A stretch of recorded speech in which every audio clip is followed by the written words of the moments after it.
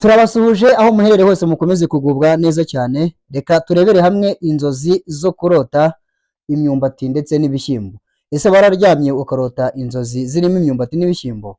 None aha ngaha tugiye kurebera hamwe ibisobanuro by'inzozi zo kurota urya imyumbati ndetse n'ibishyimbo. Burya kurota imyumbati n'ibishyimbo mu nzozi bifite ubutumwa bukomeye cyane biba bishaka kukugezaho. Ntujye kure cyane rero, ntucikwe n'ubutumwa bw'uyu munsi. Niba wararose inzozi nk'izo ngizo, tugiye kubagezaho rwose ibisobanuro byiza cyane. Nkwibutsa gukanda kuri subscribe niba utarabikora, share ndetse na like ndetse na comment. Unyarukiye muri comment utubwire izindi nzozi twazagufasha gusobanura mu yindi video ikurikira. Burya kurota imyumbati n'ibishyimbo rero bisobanura ibintu byinshi cyane kandi byiza. Icya mbere, bisobanura ubuzima bwiza ndetse n'imbaraga. Niba warose inzozi zirimo imyumbati ndetse n'ibishyimbo, cyangwa se ukarota urya imyumbati n'ibishyimbo, bisobanura ubuzima bwiza ndetse n'imbaraga. Ibi biribwa byombi bisanzwe kandi bifitiye umubiri akamaro, bishobora gusobanura ubuzima bwiza ndetse n'imbaraga mu buzima busanzwe. Niba rero wararose urya imyumbati ndetse n'ibishyimbo, cyangwa se ukarota imyumbati n'ibishyimbo mu nzozi, aho ngaho rwose uri umunyamahirwe cyane, uri umunyamugisha. Reka turebe igisobanuro cya kabiri cyo kurota urya imyumbati n'ibishyimbo. Murabizi mpora mbifuriza impagarike ndetse n'ubugingo, amahoro ndetse n'imigisha biva ku Uwiteka. Kabiri, bisobanura guhazwa n'ibyo ufite.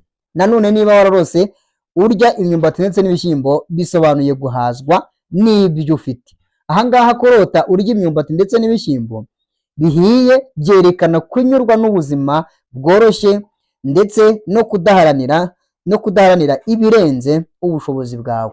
Niba rero rwose wararose ubona urya imyumbati ndetse n'ibishyimbo tayari, kandi ukabona bihiye neza cyane, ngicyo icyo byashakaga kukwereka.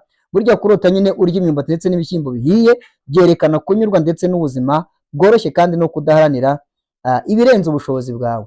Ni byiza cyane rero ko n'ubundi akenshi umuntu ataharanira ibirenze ubushobozi bwe afite. Niba rero wararose inzozi nk'izi, menya ko uri umunyamugisha kandi rwose uri umunyamahirwe. Reka turebe igisobanuro cya gatatu cy'inzozi zo kurota imyumbati ndetse n'ibishyimbo. Aha, imyumbati ndetse n'ibishyimbo bishobora gusobanura umugisha ubonetse binyuze mu murimo. Umugisha ubonetse binyuze mu murimo. Niba rero nanone wararose imyumbati ndetse n'ibishyimbo, bishobora gusobanura umugisha ubonetse mu murimo. Aha ngaha ibishyimbo ndetse n'imyumbati bisaba guhingwa ndetse no gutegurwa. Ibi bishobora gusobanura imigisha iva mu kazi kawe ndetse n'umuhate wawe ugira mu gukora akazi runaka. Aha rero niba warose rwose imyumbati n'ibishyimbo mu nzozi, ngiki icyo bisobanuye ibintu byiza cyane. Igisobanuro cya gatatu, umugisha ubonetse binyuze mu murimo wawe. Niyo mpamvu rero uyu mwaka 2026 nicyo gihe cyo gukora cyane, ugakoresha imbaraga ufite kugira ngo uzabone umugisha nyine uvuye mu kazi uzakora. Reka turebe igisobanuro cya kane. Bisobanura none guhora mu nzira nziza. Aha ngaha niba warose imyumbati nanone n'ibishyimbo, igisobanuro cya kane bishobora gusobanura guhora mu nzira nziza. Ngira ngo ibi biribwa bisanzwe bifatwa nk'ibintu bifitiye umubiri akamaro. Izi nzozi kandi zishobora gusobanura guhitamo ibyiza ndetse no mu buzima no kwirinda ibyangiza. Niba rero warose izi nzozi, ngubwo ubutumwa bukomeye cyane, birakumenyesha ko ukwiriye guhora mu nzira nziza kandi ugahorana imbaraga. Reka turebe igisobanuro cya gatanu cy'inzozi zo kurota imyumbati ndetse n'ibishyimbo. Aha, bisobanura amahoro n'umutekano mu muryango. Niba rero wararose nanone kandi imyumbati ndetse n'ibishyimbo, birasobanura amahoro ndetse n'umutekano mu muryango. Aha ngaha kurya ibi biryo bisanzwe by'iwacu nanone bishobora gusobanura amahoro ndetse n'urukundo n'ubwumvikane mu rugo. Niba rero wararose rwose inzozi nk'izi ngizi, ukarota inzozi zirimo imyumbati n'ibishyimbo, urumva ko uri umunyamahirwe. Reka turebe inzozi za gatandatu zo kurota imyumbati ndetse n'ibishyimbo. Aha ngaha bisobanura kwicisha bugufi. Nanone kandi niba rwose wararose inzozi nk'izi ngizi, bisobanura kwicisha bugufi mu buzima busanzwe. Kandi burya abantu bicisha bugufi mu buzima busanzwe baba ari abanyamahirwe cyane, bakunze no kuba abanyamugisha bikomeye cyane. Izi nzozi rero zishobora kwerekana umutima wo kwicisha bugufi ndetse no kwemera ubuzima uko buri. Ngira ngo hari abantu benshi batajya bemera ubuzima babayemo, batajya bishimira ubuzima babayemo. Aha ngaha rero niba warose inzozi nk'izi ngizi, nicyo bishatse gusobanura ko uri wa muntu unyurwa n'ibyo urimo cyangwa se n'ubuzima ufite. Reka turebe igisobanuro cya karindwi, turimo turarebera hamwe ibisobanuro byo kurota imyumbati ndetse n'ibishyimbo. Karindwi bisobanura kwiyitaho ndetse no kwita ku buzima. Kwiyitaho ndetse no kwita ku buzima.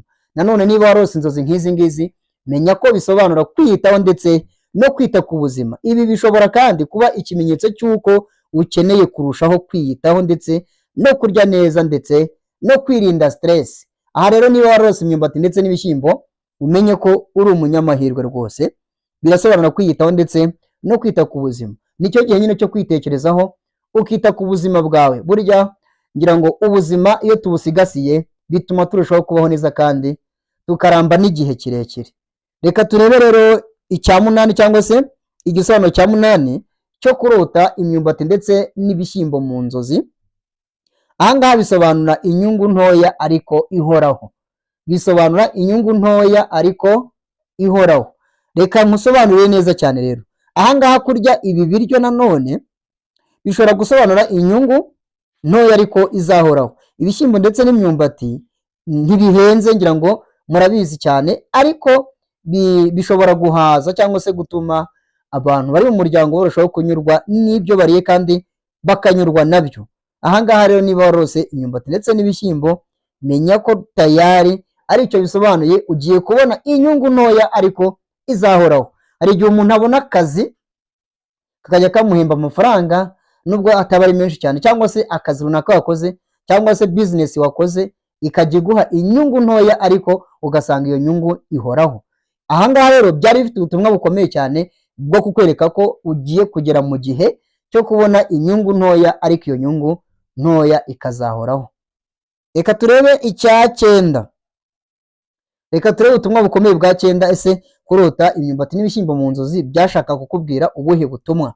Aha ngaha reka turebe, bisobanura nanone kwizera ejo hazaza. Nanone kurota imyumbati n'ibishyimbo mu nzozi bisobanura kwizera ejo hazaza. Aha ngaha kurya ibiryo byateguwe neza byerekana icyizere cy'uko ejo hazaza hazaba heza, nubwo bitagenda byihuse cyangwa se nubwo bitari kuza byihuse. Biba bisobanuye ko ejo hazaza nyine hari ubuzima bwiza cyangwa se uzabaho neza cyane rwose. Kandi uhumure wa mfura, niba warose inzozi nk'izi ngizi uri umunyamugisha. Ahubwo nicyo gihe cyo kwicara ugategura business yawe ejo hazaza, ugategura nyine ibizaguha inyungu mu gihe kizaza. Ngira ngo uyu mwaka wa 2025 ni umwaka wo gukora cyane kugira ngo nibura tuzinjire 2027 ariko dufite n'icyo twakuye muri 2026. Reka turebe rero inzozi za 10 ari nazo za nyuma cyangwa se igisobanuro cya 10 cy'izi nzozi zerekeranye n'imyumbati ndetse n'ibishyimbo.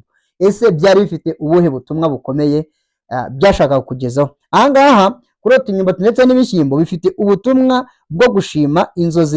Izi nzozi zishobora kandi nanone kukwibutsa gushimira Imana ku byo ufite nubwo byaba bisa n'aho ari bito. Aha ngaha nanone niba warose rwose imyumbati ndetse n'ibishyimbo, nanone bwari ubutumwa bukomeye cyane bwaturutse ku Mana bukumenyesha ko ukwiriye gushima ubwo buzima ubayemo, ukwiriye gushimira ubuzima ubayemo kandi ukagerageza kunyurwa nabwo. Aha ngaha rero iyo washimye muri bikeya ufite, Imana nayo hari uburyo ikongeza ikaguha n'ibindi byinshi cyane, ikavuga ati uyu nguyu nabonye ashimira, reka mwongeze. Ngira ngo urabizi ko iyo uhaye umuntu ntagushime ntabwo ubukurikiye wazongera. Ngira ngo rero bakunzi ba Good